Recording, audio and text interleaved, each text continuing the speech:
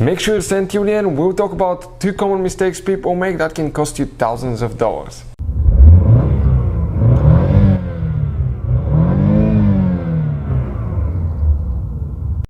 Hey guys, welcome back to Electrical Car Repair Live. Thank you guys for watching and subscribing to the channel. Today will be super helpful video to any of you having a Dodge Charger. If you need to find where the fuse for the trunk release switch is located, stay with us, we'll explain that today. If that fuse doesn't work, your trunk will not open.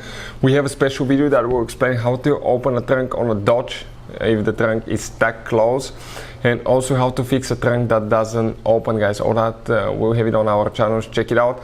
We'll also talk about 3 common mistakes people make when replacing a fuse or relay that can cost you thousands of dollars in damages, and where you can buy cheap fuses and relays from. All that will be covered today. We'll try to save you as much money as we can. Before we start, let me just tell you a little bit about us, guys. Every single car we get here at the garage, we try to make at least 200 to 300 free repair videos. Why we do that? Because our mission at the shop is to save you as much money as we can. All we need in return, please subscribe to the channel, like the video, that way we can keep making these free videos. And if you guys want to buy any parts, tools for your Dodge or any vehicle, you want to get them at a good price, quick shipping, check out the link in the description of the video below. That's where we get all our tools and supplies from. So let's continue now. So in some cases, guys, okay, let me tell you, if you replace the fuse for that trunk release switch and it still doesn't work, you may need to apply a special procedure. We'll talk about that. Sometimes you may have a bad trunk lock actuator that's shorted or something like that. Always check the fuses. Most people will think the fuse is maybe right here in that easily accessible fuse box, but it's not there, it's a different place. If you had a short in the trunk lock actuator, anything like that, you may need to, guys, in some cases use a scanner to actually reset the codes in your Dodge Charger. Just scan all the computers, reset them really easy with that scanner, guys. We'll put the link in the description of the video below where you can get it from, but it works on almost every car you can think of, and it can access every computer system, read codes, delete codes, and see live data. So it's a must-have tool for those new vehicles. Sometimes you may end up having up to 50-60 different computers like that BMW right there, guys. It has more than, I think, 60 computers. So let's explain where that trunk release switch fuse is located now. So what do you guys need to do? You need to open the trunk on your Dodge Charger. Once you do that, you need to leave the trunk liner right here, that's on the bottom, and once you do that, you will get to the spare tire and the car battery. Now, 3 common mistakes people here often make, guys. 1, it's almost always recommended to disconnect the car battery when replacing fuses and relays, especially for the important ones. Otherwise, you can cause damage to electrical components, modules, computers, and that can, guys, could cost you quite a bit of money to fix. Number 2, another common mistake.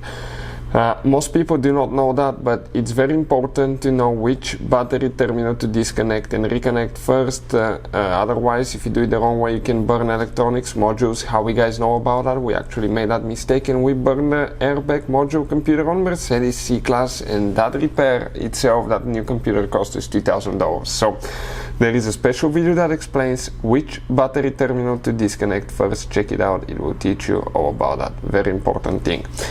Next, the fuse box is right here. You can see all we need to do, press right here, okay, lift up like that, okay, and flip it open.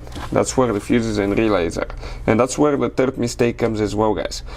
So you can see you have different kind of fuses, relays. Common mistake people make here, they do not test fuses and relays. But fuses, what they do, they usually try to see through the glass and find out if the fuse is good or bad. We have had so many customers come to the garage, guys, okay, where they cannot fix certain problems.